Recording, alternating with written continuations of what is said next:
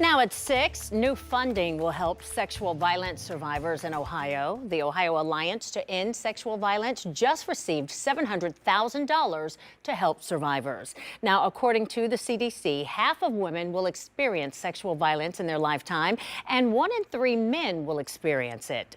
Now, through this grant, those who need housing and experience sexual trauma will be able to find that housing all over the state. 10 TV's Tara Jabor reports. The Ohio Alliance to End Sexual Violence recently received a grant from the federal government that will help them provide safe housing for victims of sexual violence. The organization works with rape crisis centers across the state to provide resources for survivors. One of their focuses is housing.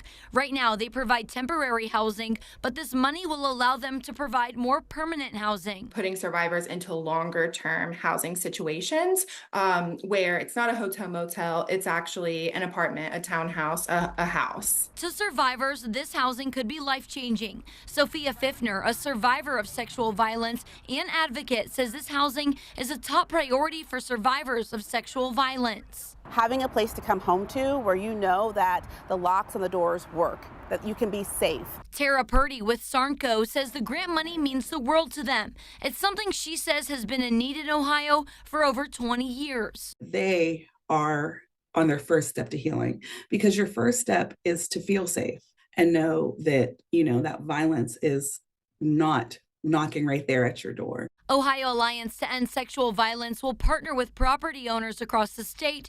They will provide survivors with housing for 6 months to a year. Meet with our anti-oppressive and trauma-informed and survivor-centered vision and mission. When it comes to sexual violence, survivors like Pfiffner says nobody wakes up and expects to be a survivor of a traumatic crime. But that's the reality for a lot of people, and the work is still there.